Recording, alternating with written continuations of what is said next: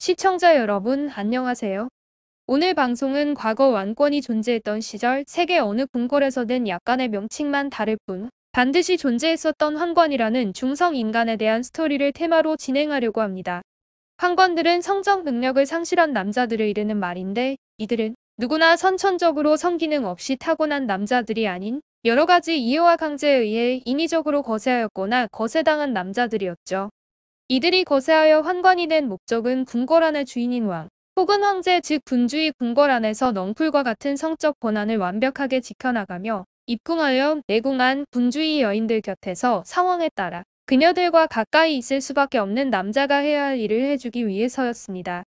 하지만 환관들이 비록 성적 능력이 상실된 남자들이긴 했지만 어찌되었던 그들의 모습과 생각은 여전히 남자였기 때문에 내궁의 여인들 사이에서 일반적인 성적 사고와는 분명히 달랐지만 여전히 성적인 문제를 발생하게 했었죠.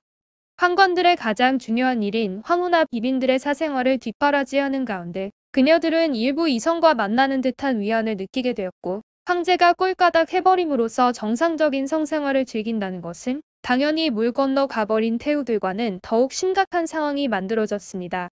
한마디로 과부가 된 태우들은 여전히 젊었고 상황에 따라선 여전히 한창 때라고 할 수 있을 정도로 물오른 나이의 여인들이 대부분이었기 때문에 남자가 필요했고, 그 해결 방법을 찾으려고 했던 것은 태우라는 위치를 떠나 하나의 여인이라는 인간적인 사고로 볼 때 지극히 당연한 일이었었죠.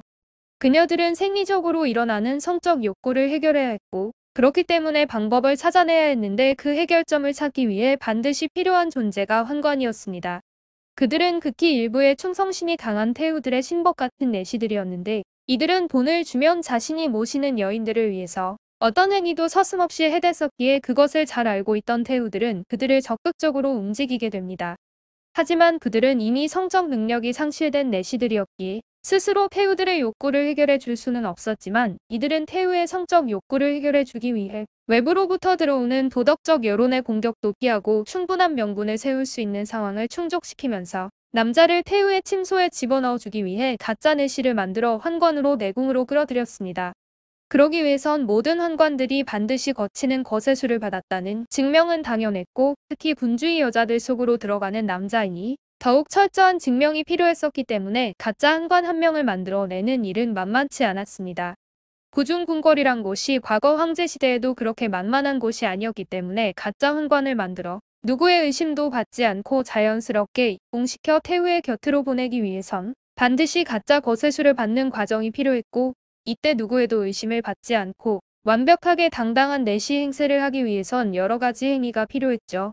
우선 가짜 거세 시술을 한 것이 발각된다면 능지처참을 면치 못할 것이기 때문에 이런 무서운 후과에 대한 공포를 이겨낼 수 있을 만한 대가를 내세워 가짜 거세술을 시행할 사람을 구하는 것부터가 쉽지 않았고, 더욱 힘든 것은 그 시술자의 입을 영원히 막아야 하는 것이었습니다. 어찌어찌하여 성공적으로 환관으로 들어간 후에도 말 많고 소문에 민감한 많은 내시들이 바글거리는 현실 속에서 조석으로 태우 곁을 쪼르르 따라다니면서 아양을 떨며 그녀를 위해 몸과 마음을 짜릿하게 해주면서 때와 장소를 가리지 않고 음탕한 짓거리를 하기 위해선 다른 내시들의 눈과 입을 막는 일도 쉽지 않았죠. 따라서 이런 위험을 사전에 철저히 방어하기 위해 여러 가지 수단들이 이용됐고, 그 여러 가지 방법 중 가장 많이 사용된 방법은 돈과 권력이었는데, 이런 것은 지금이나 그때나 마찬가지 아니겠어요?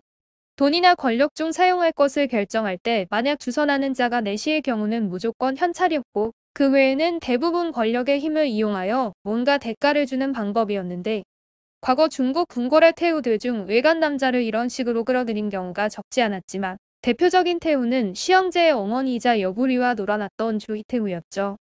조이태우와 놀아나던 여부리는 태우와 놀아나며 그녀의 성적 욕구나 채워주는 것에 실력도 난터라 그녀의 곁에서 도망쳐 나오기 위해 섹스에 푹 빠져있다시피 한 조이태우에게 쓸만한 논팽이를 붙여주려는 계획을 세우고 곧바로 실천에 들어갑니다. 그러던 어느 날 여부리는 궁중 경내에서 큰 잔치를 열고 많은 객들을 초대했는데, 이때 성대한 잔치는 다 그렇듯이 좋은 음악이 울려 퍼지는 가운데 아름답게 장식된 음식이 좋은 냄새를 풍기며 상에 올랐고, 흥에 겨워 잔치를 즐기는 이곳에는 유혹하는 향기가 가득했죠. 모두들 분위기와 향기로운 술과 음식에 권하해져갔고, 그 틈을 타 여부리는 중국 궁중 역사상 유례가 없던 일을 시정잡배였던 노에게 시켰는데, 그에게 오동나무 바퀴에 성기를 축으로 삼아 꽂은 다음 잔치 자리를 3번이나 돌도록 지시합니다.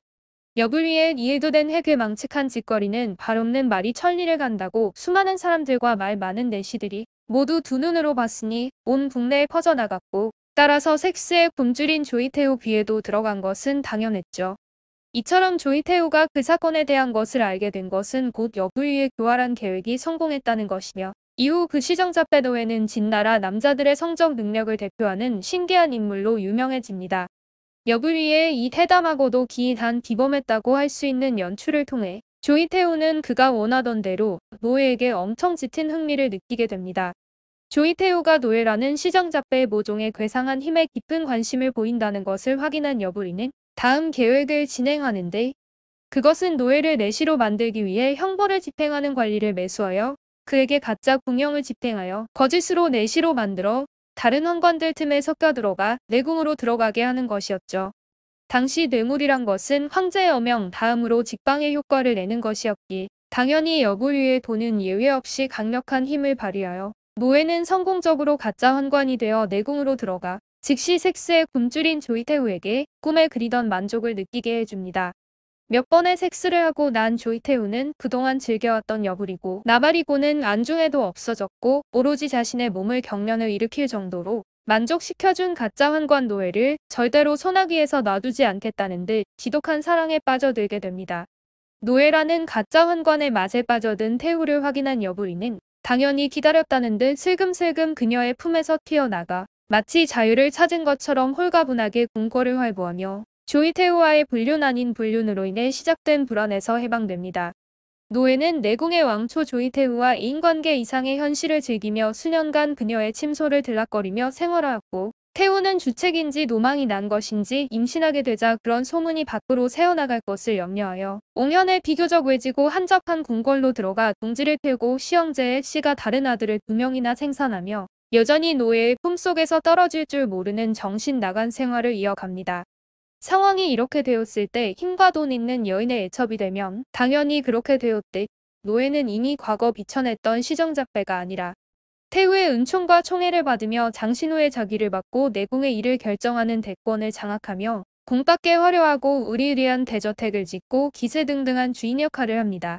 이때부터 조이태우는 노예의 정치적인 영향력을 확대해가며 세력을 키우도록 한 후 자신이 직접 권력을 장악할 수 없었기에 그를 이용하여 옛 애인 여부리와 아들 시형제를 정치적으로 견제하려고 했습니다. 오늘 방송은 여기까지이며 구독과 좋아요를 꼭 눌러주실 것을 부탁드립니다. 시청해주셔서 감사합니다.